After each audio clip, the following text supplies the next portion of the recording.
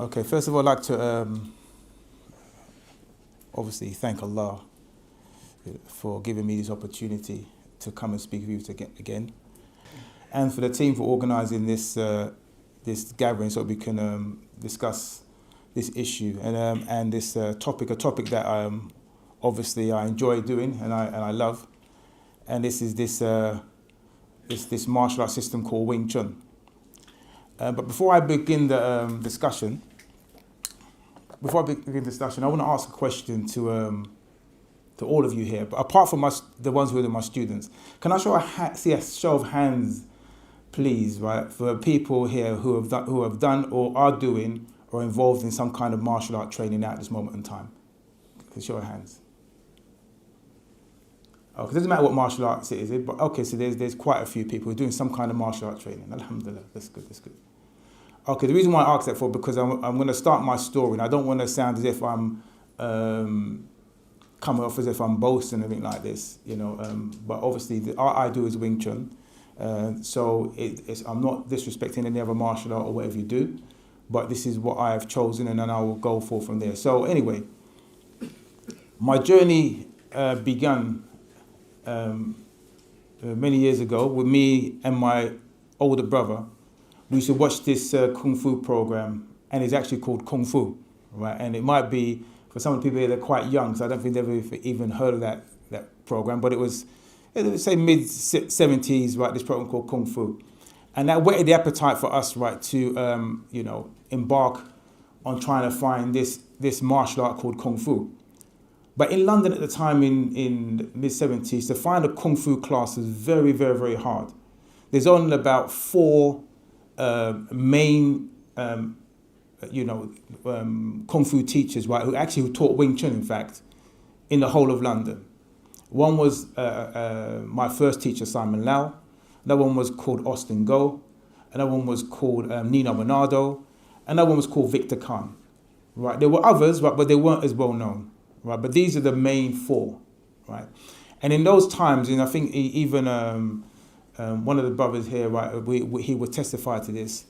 To be taught a Kung Fu style in London, if you wasn't Chinese, was very hard, right? And if you went to go into one of those Kung Fu classes to learn Kung Fu, you was probably at the back of the class and you wasn't really taught anything. You was given, all the hard work to do, but not really the skill training.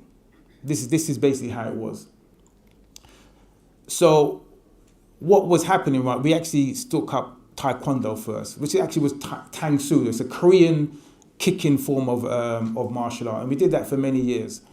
But because, for me, when we did the competitions in Tang Soo, and we did a lot of them, right, especially me, because of my temper, I had a very bad temper. I always just get disqualified in these competitions, right? And so I decided I'm going to try and my hand at boxing. So I joined the local boxing club. This is in Culverton in Dalston. And I did that, right, for a number of years, right, doing the boxing. Now, in London at those times, you had to know how to fight, right? Whether you were in school, whether it was after school, you was going to come across bullies. So either you was going to be a bully or you was going to get bullied. Either one of that's what's going to happen to you. So you had to know how to fight. Now these days, probably, right, what it is, right, is you don't have to know how to fight. You just need to just walk with a knife. The difference is, right, in those days, there was a little bit more honor among people, right? You would have a fight with someone and they would call it what they call a straightener, right? I can have a fight with someone, a no holds barred fight, and we'd shake hands afterwards.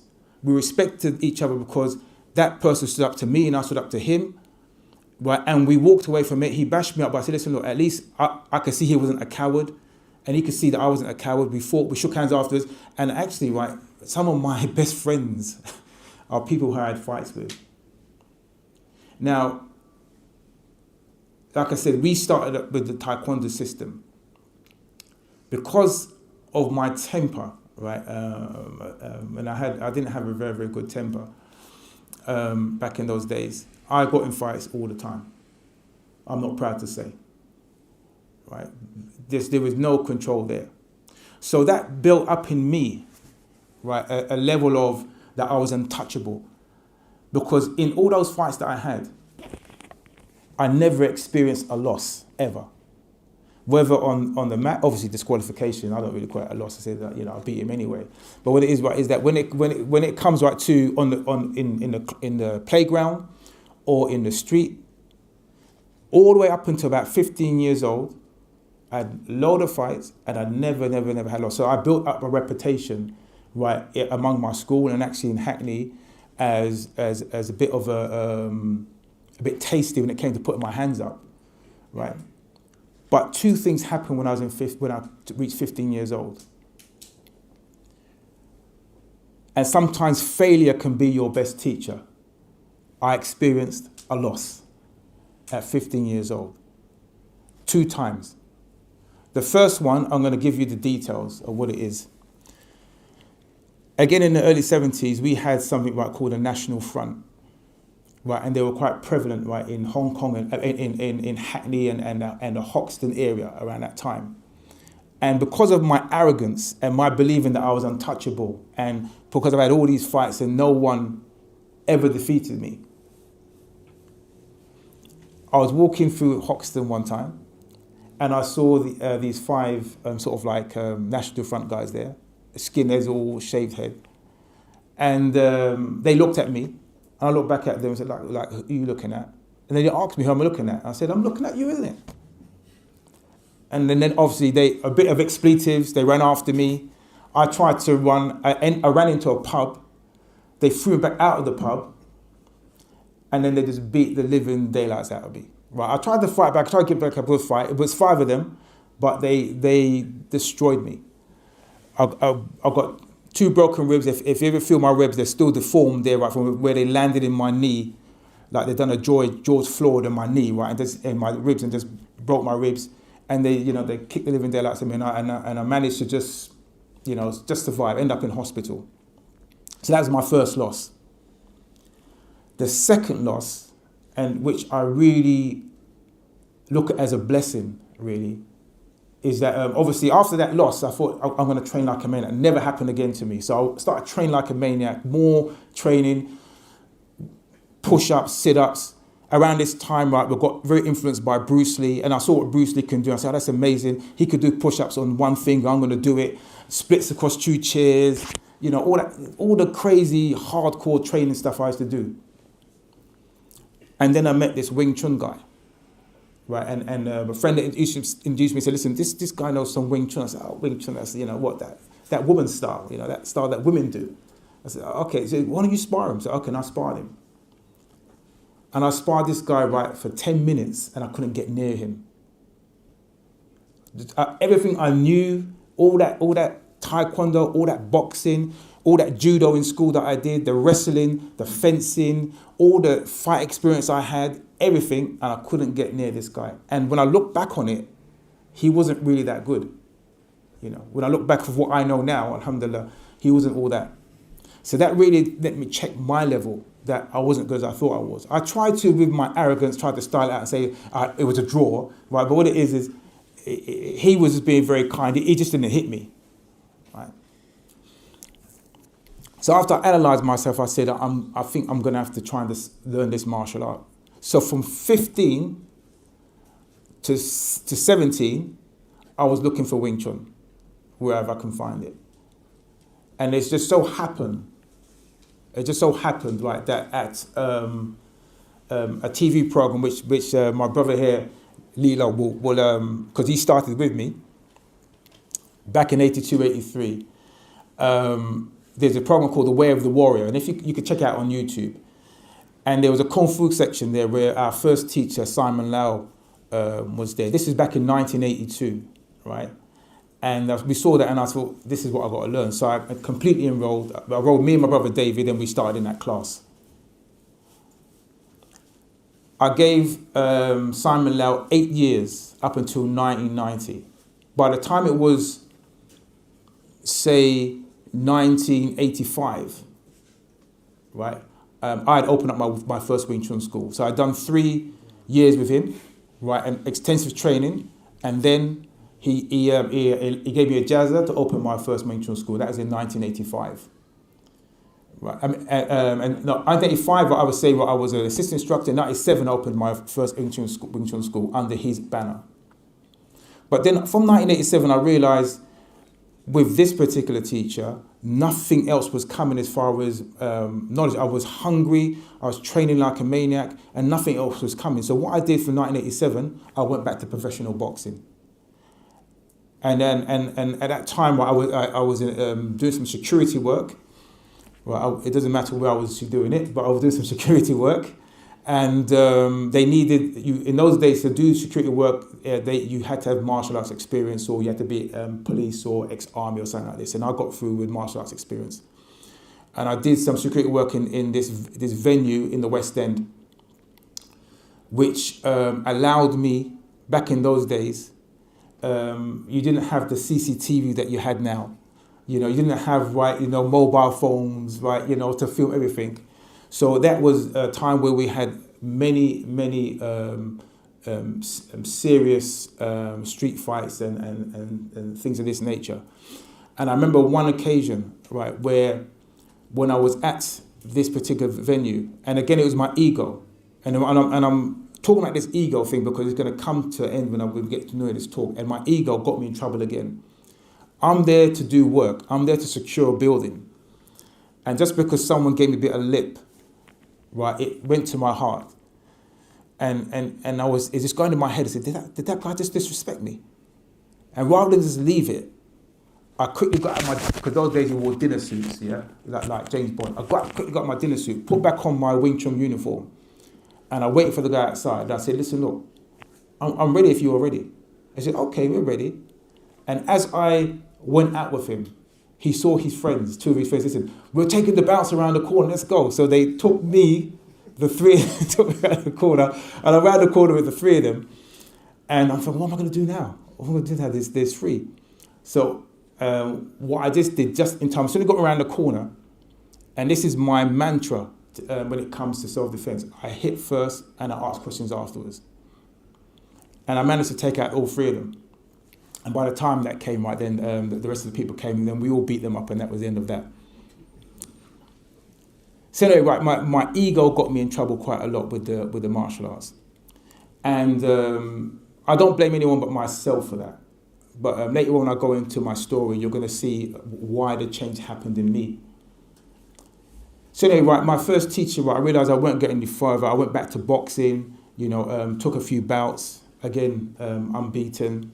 I managed I actually got to spar with some, alhamdulillah, world champions. I won't mention any names, right? But so I was in top, level boxing. And the thing about that in boxing in those days, it probably still is a bit now, right, is that if your skin isn't the right colour, okay, if your skin is the right colour, you wouldn't get a look, no matter how good you are. Unless you're going to vault over the top, ropes, or you're going to do a somersault, you're going to make some kind of spectacle of yourself, then you might get noticed. But no matter how good you are, if you're knocking people out and you're I was always hired for sparring. If I'm beating up a champion, they don't want you anywhere near their investment. So I used to get sacked a lot, right, doing my sparring matches. And then again, so I left boxing and went back to Wing Chun. But I said, where do I go from now? The teacher I'm with is not pushing me any further. I'm going to have to go to Hong Kong, right, if I really want to learn this martial arts system properly and complete the system. That's what I'm going to have to do. The problem is, and Errol will testify to this, all the real Sifus in Hong Kong don't speak any English at all. So I had to, I'm now about 29 years old. I started looking for the Cantonese language, and I found one in a mutual friend of ours, right, Victor Apaya, who's actually African, but he's Cantonese, right, is inch perfect, and I started studying him. And I did that for about 4 years. And then the opportunity hit for me. The Sifu, he's passed away now, Ip Ching, the son of Yip Man, came to London, right, to do a seminar. And the first time I saw him, I didn't get a chance to speak to him, but the second time he came, I was in Chinatown with my students at the time, having a meal, and we just left. And he was coming into the restaurant.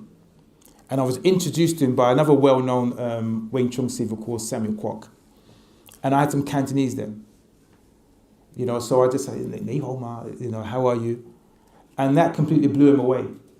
And that was the passport in. It doesn't matter what I knew, how good my martial art was, it was the language. And from the language, he felt open, because imagine he's a man in a foreign country and all he can speak to is another Chinese guy. And then for the first time he speaks to a foreigner in his language, and the person sitting next to me, he said, can you move please? And he made me sit down there, and we spoke for a good, what's the name, 10 minutes, and he invited me to Hong Kong. I booked my flight that very night.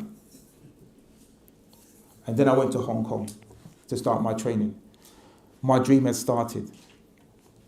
Now I'm going to learn this system properly from a real grandmaster. Not, like some of the masters that we have now. A real master. I get to Hong Kong. I'm really excited. I don't know the place at all. I don't even know how I got to where I was staying, but I'm just so excited I got to where I was staying. And then they send someone to pick me up to bring me to what's called the Wing Chun Athletic Association. Now, the Wing Chun Athletic Association was opened by Yip Man himself back in 1967, 1968. And it was the first martial arts school that was recognized by the Hong Kong government as a fully fledged martial arts school. And it's still there to this day. So if you go to the Wing Chun Athletic Association, you have many of the Yip Man Wing Chun lineage teaching in that building on a regular basis. So I'm going there, I want to meet Sifu. I want to learn from just one person only. I didn't come with anyone else. This person he sends to pick me up takes me to all these other Wing Chun Sifus. I don't want those Sifus, right? So, but he's taking me to every single one. And in the end, right, after about a week in Hong Kong, and I'm thinking, I'm wasting time here. I want to learn from the master, isn't it? They take me to the Wing Chun, to the Yip Ching Sifu, and I'm upset with him. I said, I said, Sifu, I'm not happy. He said, Dim guy, why are you not happy? You know, I said, I come here to see you, and I'm taking him more over the place and wasting my time. No disrespect, Sifu, I don't have much money. You know what I mean? You know, I didn't come here for a holiday. I come here to train. He said, I did that to see if you really wanted to train with me. So if you went with anyone else, it would have been fine. But now you're here, I will accept you as my student. Now, when a Sifu accepts you as a student, it's a big thing. It's not a small thing at all. Because there's a difference between Sifu, and Errol will know what I mean when I say this, and Gaolin. These are two Cantonese words. Sifu and Gaolin. There's a difference between a coach and a Wing Chun Sifu, and a martial arts Sifu. A coach, a trainer, is, for me personally, what you have out there now. Throw a punch, throw a kick, do this amount of push-ups, that amount of sit-ups. That's a coach. You go to any gym, you'll find those. You want to go to a boxercise class, you'll get a coach. You want to go to whatever, you get a coach. But a Wing Chun Sifu is much, much more than this. A Wing Chun Sifu is a mentor. His character has to be 100%. A Wing Chun Sifu, right, is a guide. Yes, he's going to teach you to fight. But he's going to teach you not just to fight, but how to fight, when to fight, where to fight. Because Wing Chun's not about fighting. I remember when I went to Sifu the first time, I had my first lesson with him. I said, Sifu, I want to really learn to fight. He said, we're going out there and fight then, innit? Why you come all the way over here to learn how to fight for? From the time you came out your mother's belly, you was fighting to get out the womb. You know how to fight. You don't need to come to learn to fight. But if you want to come to learn Wing Chun, yes, I can teach you Wing Chun. So Wing Chun was more than this. Now, coming to now, in this day and age, I really had to do a number of things, right, to get to where I am, right, at the Wing Chun, and alhamdulillah, right, I've got quite far.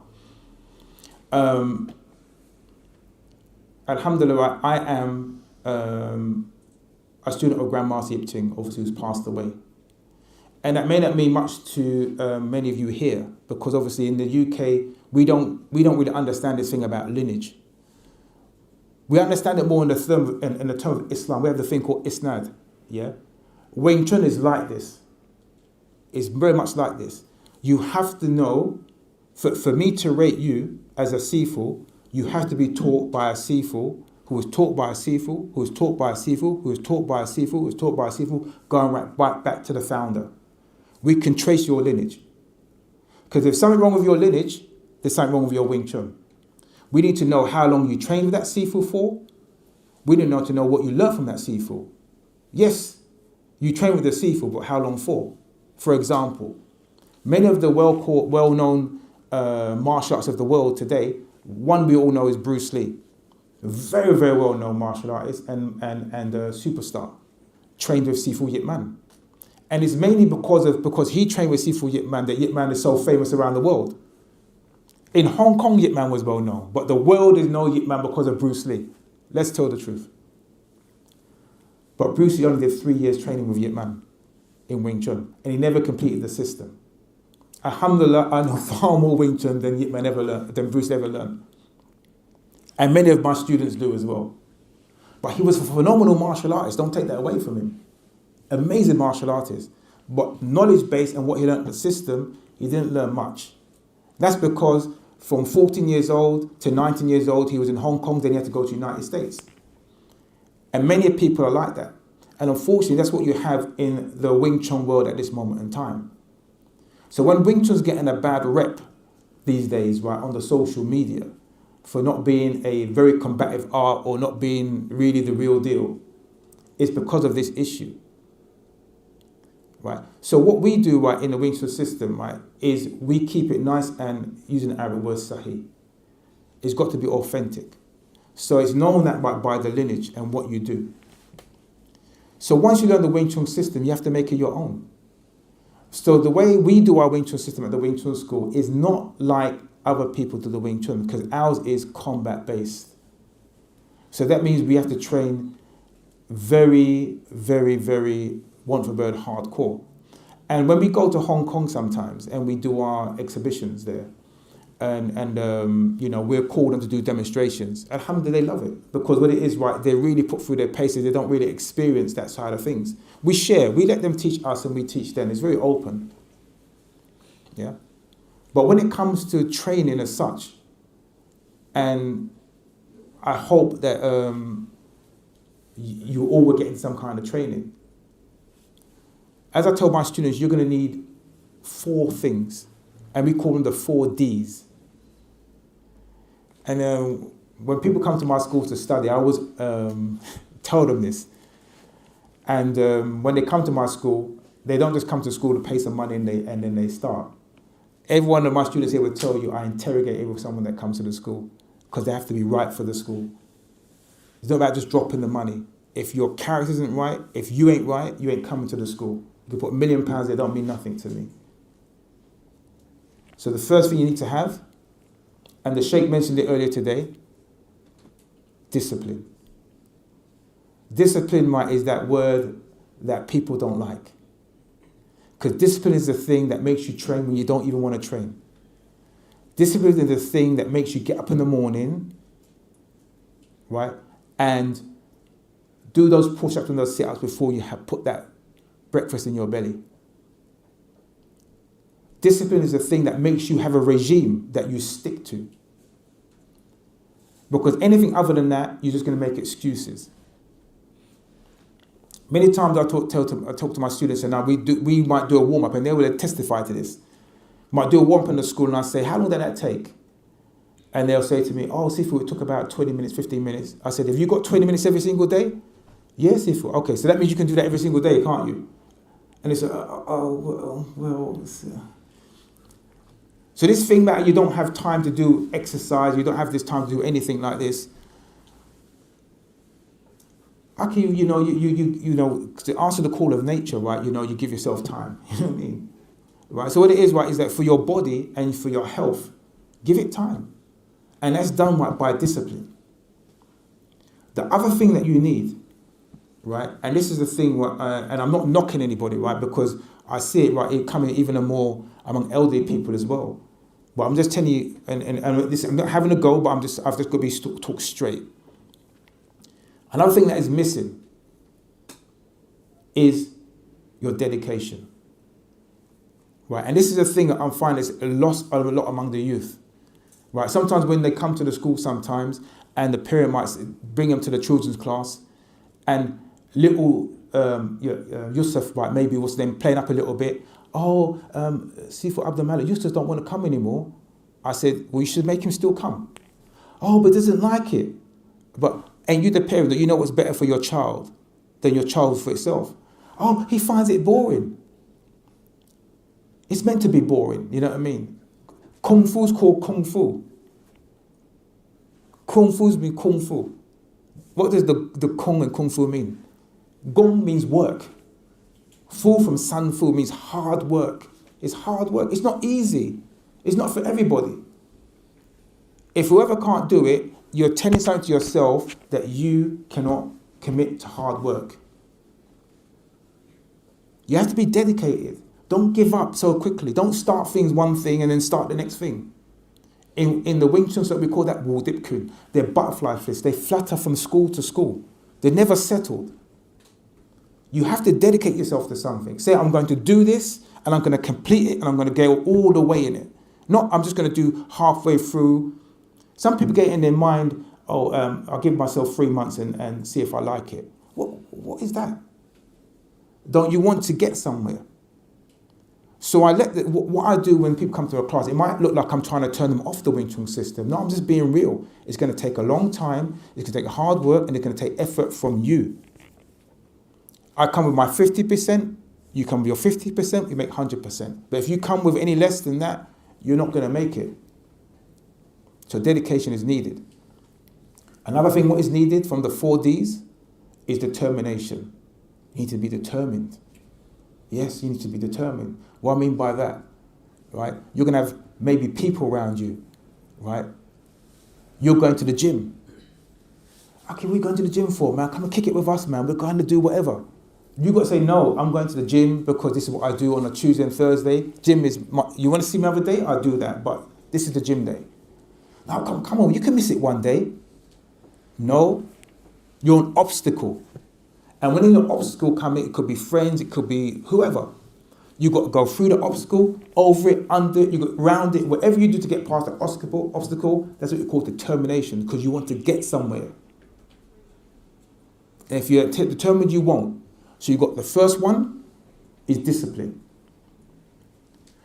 The second one is dedication. Stick to something. Be committed. Right? No matter what, I'm going to finish this. Then determination. No matter what obstacle gets in your way, it's not going to deter me. I'm going to go through. And the last one, and this will develop over time, is desire. You have to love what you do. When people come and ask me, oh, so why do you do martial arts? I love it, man. I love the training. It's not a chore for me. I love getting in there with my Kung Fu brothers and working out, and we're training, we're trying to build our bodies. They're using my body, right, to develop themselves. I'm using my body to develop myself. We're sharing, we're training together. It's a good thing. I love being around them. They love being around me. Alhamdulillah, this is how it is, right? And these brothers here will tell you, right? I only stick around two type of people. Muslims and Wing Chun people. That's it. Right, that's it. So either you're going to be someone, right, who's involved in martial arts or something healthy and good, or someone who's going to be a Muslim. I don't mix it up with people outside there, right, who's a little bit wishy-washy or into something or into something, that or into this. Because then you can do one. Go over there. Right, I'm going this way. But to do all that, you need a word that people don't like. And alhamdulillah, we're in the month, right, where this is more in this month, right, where you actually see it a lot, where we're supposed to see it a lot, really, to be quite truthful. We've just done Eid, the Hajjis have just done Hajj, but what is it all about? Sacrifice. People don't like that word. Alhamdulillah, right, to get to where I am today with the Wing Chun system, alhamdulillah, and the training I had to do, I had to sacrifice a lot. When I started martial art back when I was 11 years old, right, and I started with many people then, I bumped into some of them now in the street. And I'm looking, I'm saying, SubhanAllah, I said, what happened to you? The shape they're in, the state they're in. And they started with me. So what happened to you? What have you done with yourself? And they would say to me, are you still doing that martial arts? I said, what do you mean, am I still doing it? I never stopped doing it. Alhamdulillah, it's become a part of me. Right, just being in shape and being in good condition, well, who doesn't want that? Yeah. So what it is, right, is that you have to make sacrifices. So certain people, right, who are going to hold me back, you can go over there. Right, you have to sacrifice time. Yeah, don't make this excuse, I don't have the time. Like I say to my students, don't look for excuses not to train and keep your body in shape. Look for reasons to train. And when it comes to martial arts training in as such, it's a dangerous world out there. So for me, I've got to get ready. I've got to keep ready, man. As the old Greek saying says, if you want peace, you have to prepare for war. This is martial arts. Wing Chun is martial arts. We have to determine the difference. Alhamdulillah, right, the Sheikh has done this series of fitness and he's bringing a lot of martial arts here. Right, from different systems, alhamdulillah, which is very, very good. But there's martial arts and there's martial sport. Yeah? When you're training martial arts for the street as such, it's not about what you know. It's not even about what you can do. It's about what you're willing to do. And what you will actually do. What you're willing to do in the training to get to the level you need to do. And that might require sacrifices. Sacrificing of time. Sacrificing of useless people trying to hold you back. Sacrificing of money. Yeah, that's another one. Money. Some people don't want to put their hands in the pocket, right? Sacrificing of money. Yeah? Sacrificing of sometimes, right, people of your ego. I had to do a lot of that. And again, I mentioned El will testify to this. You sometimes you have to deal with a lot of racism. But alhamdulillah, the language always gets you through. You know what I mean? If one of the our maybe Chinese friends who are not very respectful, we can tell them about themselves in the language. You know what I mean? And they'll behave themselves. So what it is, right, is that sometimes, right, you'll get that. You get a little whisper, people whispering, right, and stuff like this. I remember back even when I first started to go to do Wing Chun in Hong Kong, people used me as a punching bag. So I had to really hold down my ego. I had to sacrifice a lot of this. I'm going to smash this guy. But I know, let me just hold it down because my job, I had to go there. I wanted to learn. So I had to be humble and take a lot of licks. My first time I went there, I went through about 15 people beating the absolute granny out of me. Trying to break me down, you know what I mean? But my thing is, right, no, I want to get somewhere. And alhamdulillah, right, when I got to where I got to, right now, alhamdulillah, the respect is there. Sometimes it slips a little bit, and the boys here will tell you, when I take them to Hong Kong, sometimes it slips a little bit. Sometimes they send a little decoy in. They train someone up, right, and they say, okay, go and train with him over there, right, meaning me. Right, and I said, okay, then I'll touch hands with you, right, and we'll move around, and the guy try and be a bit cheeky, and then I have to hurt him, you know what I mean?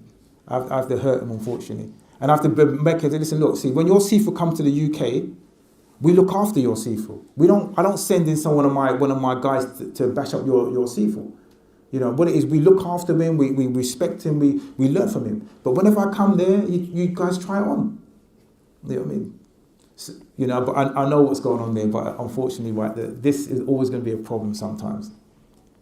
So my thing is this, right, is if you really want to get somewhere with your physicality, right, as far as developing yourself as a martial artist and developing your own body, right, and getting in shape, don't make excuses.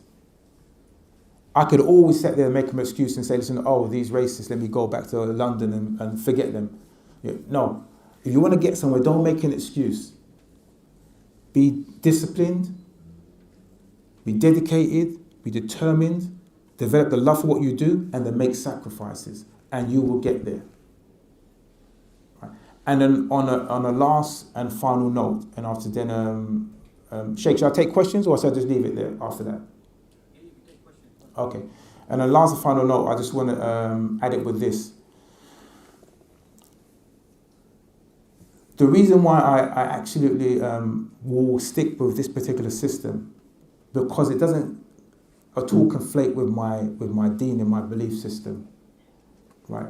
The values, right, that you find within the Wing Chun system, right, just goes nicely in tune with what I know. And that's the reason why, because the way I was taught, you know, I was taught, right, by a man, although I gave him, you know, lots of dawah, right, and he didn't quite make it, his name was called Ip Jing. And Ip Jing, the word Jing in Cantonese means righteous. Right? And even though he didn't make it, you know, as a Muslim, I would say without a shadow of a doubt, you know, his character was a very, very, very, very honourable man. Very, very straight, very honest. The way how he carried himself. And actually I told him, I said, Sifu, I'll tell you something now, your Wing Chun is amazing. But if your character is rubbish, I wouldn't follow you to learn Wing Chun. I'll just tell you straight. You know, but what it is, right, because of his character, the way he was, you know what I mean, the way how he was with me, actually when my father passed away, he was like a father to me. Him and his wife, like mother was like a mother, and he was like a father. Right. So what it is, like the way how he taught me the Wing Chun, it wasn't just a kick and punch. He taught me the philosophy, he taught me all the deep stuff that makes you how can I say, and what a real master is, which is how to be a benefit to society. So what Yip Man did, Yip Man actually gave a code of rules of conduct. And when you go into the Wing Chun School Athletic Association in Hong Kong, there's this code of conduct there. And I want you to listen to it when I read it. There's 9 rules, and I'm going to read them out to you. And I want you to tell me what this sounds like to you, okay, when I read this out to you. Okay.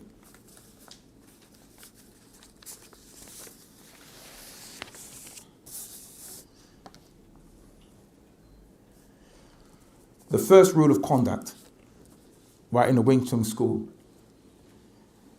is to remain disciplined, uphold yourself ethically as a martial artist. I repeat, remain disciplined, uphold yourself ethically as a martial artist.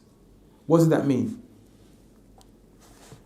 It means you don't go around, what's your name, right, you learn yourself your martial arts and you're going to go to bully people or try to put people down, or overpower people, or you've got a loose mouth. No, you've got ethics, right? Number 2, practice courtesy and righteousness. Serve the community and honour your family. That's the second rule. Because you have a name, I have a name. Right, and whatever you do reflects upon the people around you. You know, so what it is, yes, you're going to reflect upon the system. Alhamdulillah, we're all Muslims here now. So if we misbehave, someone say, you're supposed to be a Muslim. Right. So therefore, what it is, how you behave reflects. It's not just about you. It never is about you. It's about us. So the second rule is, you have to practice courtesy to everybody and be righteous and serve the community. I often tell my students, the job of a Sifu is to serve and not to be served. I'm there for them. They're there to learn the Wing Chun from me. My job is to teach them all the Wing Chun that I can teach them. I have to give. And in turn, and alhamdulillah, some of them here, right, they've got their own schools. They're now giving back. You don't acquire knowledge and just keep it in your back pocket for yourself. you pass it on. And like I said, with the name, you have to make sure, right, that you don't dishonor your own name, your family name, and obviously the name of your style. And evidently for us, right, as Muslims, we don't dishonor the deed. Number 3, and this my students will tell you this, right, because I actually had a little goal, right, on Thursday about this, when I said, whenever we start the classes and I say pair up, don't advanced students go straight to train with advanced students. Don't I say that? Yeah. I say what you're supposed to do, advanced students go straight to beginner students and train with beginner students, because remember, you was once a beginner yourself and someone helped you. So the third rule, the next rule is, love your fellow classmates or students and be united and avoid conflicts. Be united. Love your fellow classmates. Love your fellow Muslim. Yeah. Be united, yeah. Avoid conflicts. This is the next one. Some might say, what has this got to do with martial arts? But it has a lot to do with martial arts. Limit your desires and your pursuit of bodily pleasures. Preserve the proper spirit. We're not feeling you as a Wing Chun man, right? If you've got, you're doing whatever out there. Right. So again, right, how I am as a student, right, when I have someone come through the door, I really check them out before they start. I don't want someone dodgy coming in. So if there's something going on, I say, listen, look, there's another Wing Chun school up the road there. Maybe you might want to, try them. Because the main thing is that you must be limiting your desires and bodily pleasures and have the proper spirit, pure spirit. Next rule. Train diligently. Make it a habit and maintain your skills. That's how you're going to maintain your skills.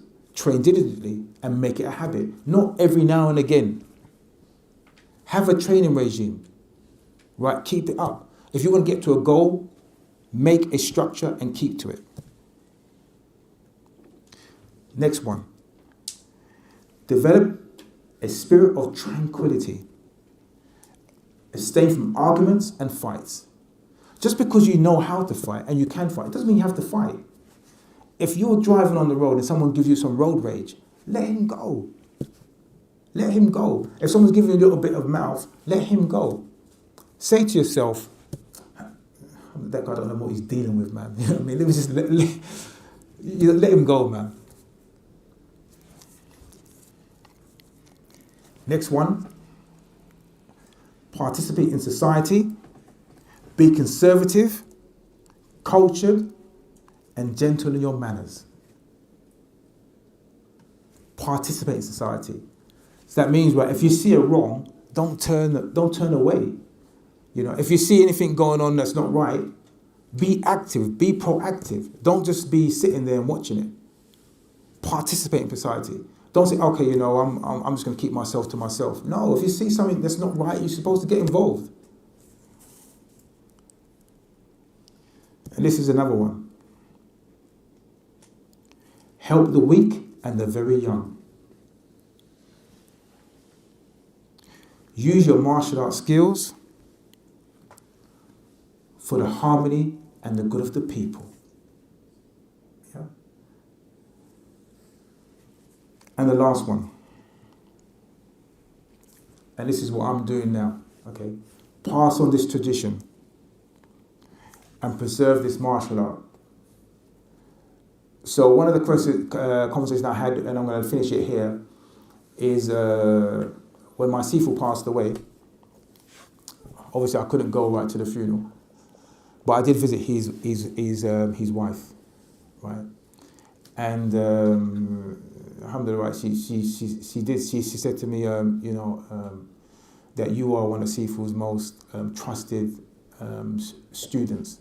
And she said, I'm amazed that you travel 6,000 miles across the globe, especially when the pandemic first happened. So it was in January, just to come and see how I was, And for this, I want to say to you make Wing Chun great in the UK. Right, and that has resonated with me, so that's what my mission is as far as Wing Chun is concerned. So anyone who wants to learn real Wing Chun that's going to do these 9 rules of conduct, then alhamdulillah, the Wing Chun school is where you come. Right, but if you want to do anything else, then obviously we're not the ones for you. So I'm going to leave it there. If there's any questions that I can help you with, please let them come. Jazakallah khair. Don't be shy. Yes. Wa alaikum salam wa barakatuh. I've done a few martial arts and like Japanese side, ninjutsu, Yeah. and jiu-jitsu. They've got more of bowing thing, which is a little bit of some people they say there's mark of respect. It depends on intention, but for me it's like a haram. Yeah. In Chinese side, I think there isn't much of bowing in your martial arts. There's no bowing in any martial arts system in the Chinese system at all. Yeah, most is Japanese. Yes. Because I've quit one because of that. Yes. My sensei said to me, you can do half a bow instead of doing full bow. So a bow is a bow, you know what I mean? Yeah. So I was doing the bow over the first, Allah forgive me. Yeah. I was doing it in a different intention. I wasn't bowing like towards the sensei. I was bowing, but bowing to Allah. Some go worse. See, what it is, right, the martial art part of it is one thing. But what happened is, right, is that the other thing, right, is that among the Chinese people, unfortunately, who are supposed to be Buddhists, right, some of them do a lot of ancestor worship, right? They do a lot of this, right? And it's even when we've gone to China, right, and we visit other martial arts schools and we visit other Wing Chun schools, right?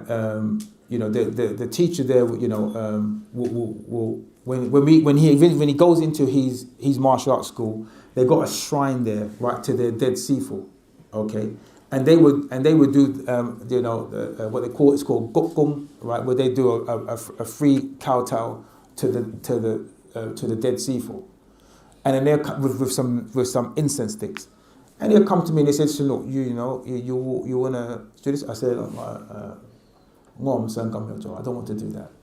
They say, why? I said, my vision don't allow me to do those things. And they said, there's no problem.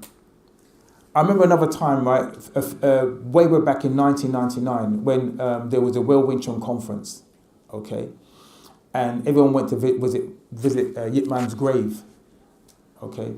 Everyone went there. I remember one of the, I don't mention his name, one of the famous Sifu said, Gary, you need to go up there, right? And you need to go and do, you need to go and pay respects. I said, I'm not going up there. And then he said, but Sifu will lose face if you don't do it. I said, Sifu's going to have to lose face then. Then after that, I went to Sifu. I said, Sifu, I said, and I wasn't even Muslim then yet. I wasn't even Muslim yet, right? Because the reason I was, right, before, which is Jehovah's Witnesses, they don't allow that either, right? So what happened is, right, when he said to me, I said, Sifu, I can't do that, you know what I mean? He said, moment time, no problem. So you had many people going and do this bowing. They don't even know what they're bowing for, but they just want to keep the masters happy. I better do it. A lot of foreigners from the United States, Australia, they're all doing it, but they don't even know why they're doing it. I said, I'm not going to do it. But Sifu said, no problem. And he respected me for that, because the thing is, well, I'm not going to do something that I don't want to do. I come there to learn Wing Chun. So unfortunately, some martial arts are like that. But the Chinese martial arts, when it comes to training, there's no bowing.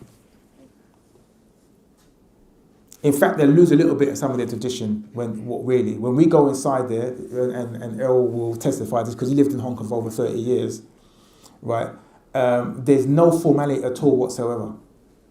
Sometimes they don't even call Sifu, and that annoys me. It's like you calling your dad by his first name. You call him dad. You call him a title. You don't call him dad. You don't call him by his first name. And they're calling Sifu, right, like old man and stuff like that. And it's very disrespectful. Any other questions? But pertaining towards fitness and conditioning, if I would prefer. Yes. Sorry, Siga. At your level, where you compete, you're training with Sifu Wing Chun. Yes. Are you still able to improve your Wing Chun? Alhamdulillah, yes. And I was saying, this question was asked to one of the grandmasters, right? Actually, Yip Ching Sifu's elder brother, Yip Chun, right? He asked him, right? They asked him, right? So, Sifu Yip Chun, has your Wing Chun improved since your father Yip Man passed away? And he said, of course it has.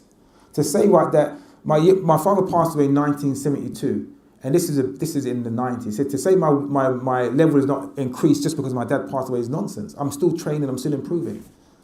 You know what I mean? So what is, again, this is an excuse made by some people, right, that, you know, they can't move forward if they don't have this person there. You know, at the end of the day, you know, what Sifu does, he teaches you a certain level and it's up to you. And I was actually saying this to one of my students today. I mentioned this to them. It was about 2005. And every time I go to Hong Kong, I have a private lesson with my Sifu. And I finished the system with my Sifu in year 2000. I completed everything. But I used to go back to Hong Kong and see my Sifu and say, can you check me and make sure I'm doing everything right? And for 5 years, he would check me do everything right to see if I'm doing everything right. And it would be something like, I've got my hand like that, he goes, move it like this, right? And I'm saying, well, but that's okay. It's like, imagine, right, you go to the Tajweed teacher, right? And you're reciting something in Tajweed and he said, no, you said it wrong. And you say, but Sheikh, I'm sure I said it right. I said, what, you teaching or you want to be taught? Right, so what it is, right, that happened. And in 2005, I went for a lesson and then Sifu said to me, there's nothing else I have to teach you. I said, but Sifu, I come to learn. I said, no, I've taught you everything I can. There's absolutely nothing else I can teach you. What you have to do now is what I've given you. Go and improve on it and make it work. It's like, is a car, BMW made in 1950, the same as the BMW made now? No. Is the one made now better than the one made in 1950? Of course it is. But it's still BMW, isn't it? Yeah, there is. Right, so what it is, you must be improving no matter what. Sometimes you can stay still, but you must never go back. And if you go back, that's down to laziness, right? Straight up. Anyone else? Don't be shy. Yes, sir. Alaikum salam. What's your thought on jiu-jitsu? Like you mentioned, like martial art and martial sport. Yeah. Like I've been looking at jiu-jitsu, and it looks good, but it's not the kind of thing I'd want to do on the street, obviously. But why not? Because I don't really want to be on the floor, like, grappling with somebody. But it looks like to get rid of frustration and to get your energy out, it looks like it can be positive. Or would you consider that like more of a martial sport because you can't necessarily do it? No, alhamdulillah, what anyone does is up to them. If it's going to benefit you and benefit your body, it doesn't matter what style it is. If jiu-jitsu is what you want to do, then fine. If kickboxing, that's fine. If it's mixed martial arts, that's fine. Do it all. At least do something. Yeah. So if it's and for me, alhamdulillah, although Wing Chun is my art, I appreciate every martial art that is going. I've done jiu-jitsu, alhamdulillah. I've done the judo. I've done the kickboxing. I've done the Thai boxing. I've done the boxing. I've done the taekwondo. Alhamdulillah, I've done it all. But my thing is Wing Chun now. Yeah, so it is like, yeah, do that. What we have to do though is say, right, and you made a point. You're saying you don't want to end up on the floor, but you may end up on the floor, right? Now, for me, right, the way how the Wing Chun system works, right, is what we call, right, the first aid system, right? Most people end up on the floor because they don't know how to fight close. That's why they end up on the floor. As soon as they get close, they grab. And the way how Wing Chun works, if someone's grabbing me with two hands and I've got two hands free, I don't grab you back. You get hit. You know what I mean? Because as we often say, pain is the incentive to stop you from attacking me. So if you grapple me, I don't grapple you back, I hit you back. And you may get hit before you attempt to grapple me. Yeah? Yes? Alaikum salam.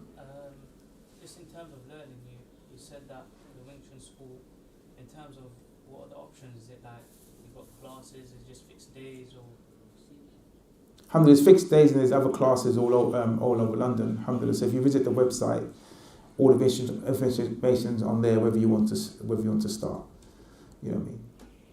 But I'm going to just say this: the whole idea for this talk, and I'll just finish off this right, is to encourage those of you, if there are any of you, right, who are not in the exercise mode, to exercise.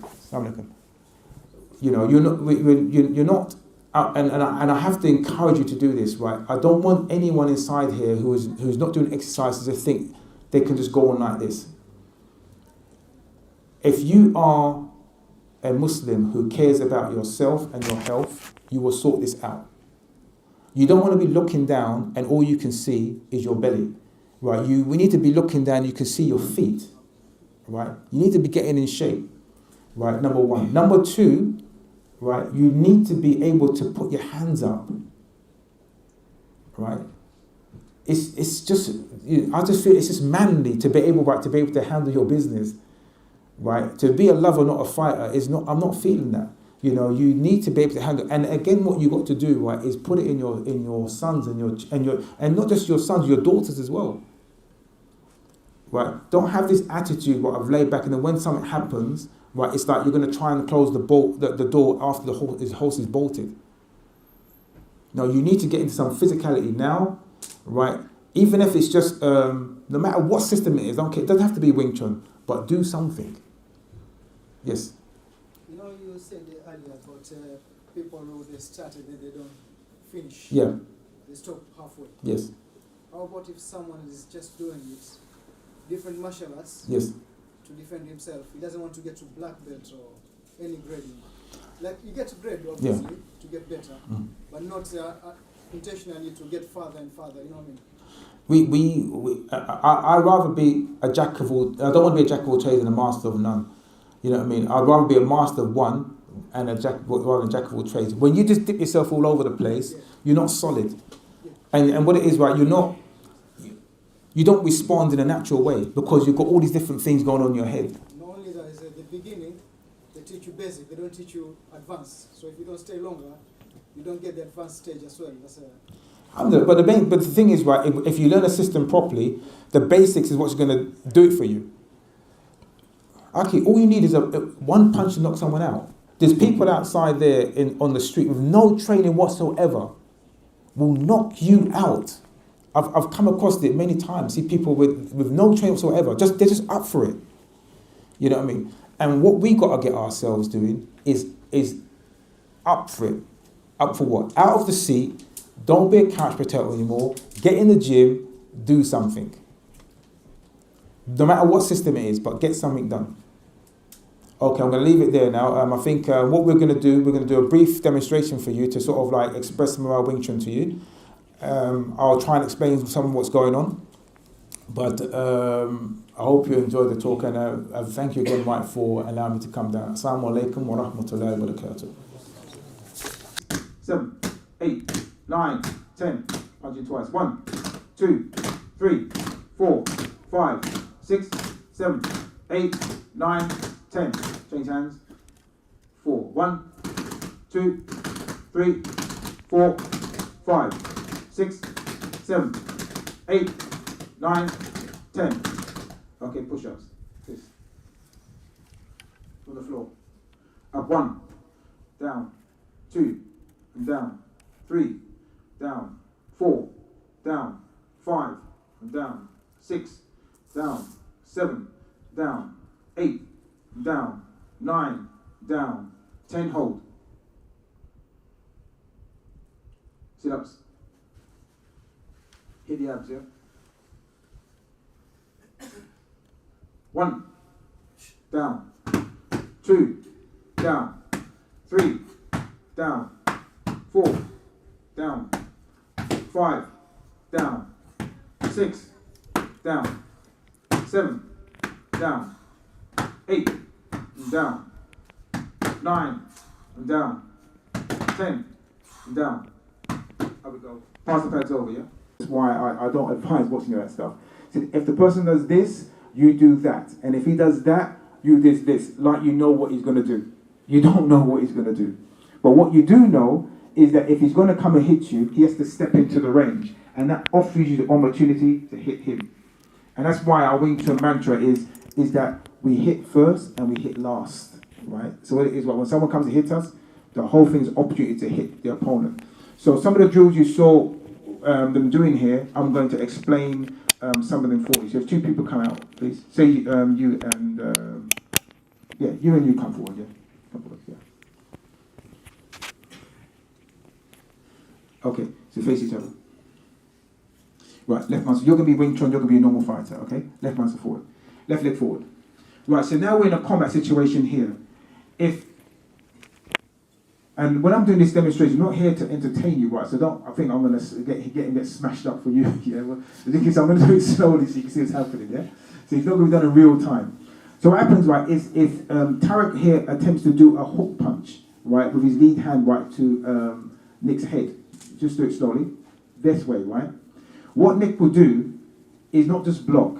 He will block and hit at the same time, and then continue the assault until he surrenders or until he's not there anymore, right? So do it again. It'll be one, and he'll go forward. If Tarek decides, right, to go and do a low assault, so he's trying to, what you might see a grappler might try to do, or try to hit low, Nick will intercept that also, but the person will still get hit. So you go low to hit, and he'll hit him here, and then he'll continue the assault this way.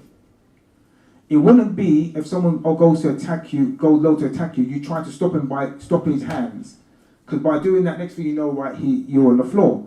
What was then we do is if you try to hit, you got to do it, he gets hit first there, right? And then he'll continue the assault until he's out of there. And many people say, I will take that shot. But if you train properly, and your hands, right, are used to hitting something harder than the head, right, and you ain't got a helmet on, and you ain't got gloves on, and all this kind of business, it's very, very painful to get hit in the temple. Okay, so once again, he goes there, down, hit him, and this he goes again. Right. The way how it works again is this: if Tarek now attempts, right, to throw a kick, right, what's his name? So he's going to try and kick, what's his name? Nick's front leg with a round kick to his leg. Nick will raise the leg, right, and block it, and then still continue the assault. So go in one, up, and he'll go in, and he'll still go in. So you see, Wing Chun is very, very direct. He's not going to try and do anything flamboyant to block the kick. The kick comes in nice and circular. He'll block it, and he'll go in, and he'll continue the assault this way. The main thing is to put the feet back on the floor so that you're stable, and go from there. So it doesn't matter where the kick goes. If it goes high, if you can do high, right? You'll block high, and then you'll still go in and do the same thing and do the assault. That's why it's not wise to do this kind of kick in a combat situation. Right, so this is combat. Whatever, it doesn't matter if you try to do a spinning kick, right? Spinning kick, right? The spinning kick, right? No, off the back leg. I know you can't do it, but just try it. Then he'll go this. The main thing, I didn't mean that, yeah. But if you try to do a spinning kick, whatever he tries to do, the main thing is, right, is to just go in and just destroy it this way, that way, right? The main thing is he shouldn't turn his back on the opponent, right? Again, right, if we come into the combat situation again, if we're now up in close, now we've got close to opponent, and we're close this way. So after done the assault is in close, engage in hand techniques. Say he grabs your hands, right? So what happens is in a combat situation, this will be the last one, I could go on and on. Right, in a situation where when you're fighting someone, your opponent either going to punch back, he's going to block you, or he's going to grab you. Right? So if he grabs you, obviously you can't use your fist, but you can use your elbows. And the elbow will come in, and the next, and then that's the end of that. You know what I mean? So go again, if he tries to grab the hands, the elbow will come in, and after then that be it. If he tries to circle inside, you do the Dai Bong Sao, and then he can continue the assault and smash him this way. The main thing is, right, is that whatever happens, he must get hit. If we try to do the try to stop him from hitting you, then the longer it's going, the more chance it is that he will get you. So you have to hurt him straight away. Okay, we're going to end the demonstration there. I hope that was enough for you. I will usually go on long, but the Sheikh told me there's not much time. Jazakallah khairan for allowing us to come in and share some of our Wing Chun with you. Assalamu alaikum wa rahmatullahi wa barakatuh.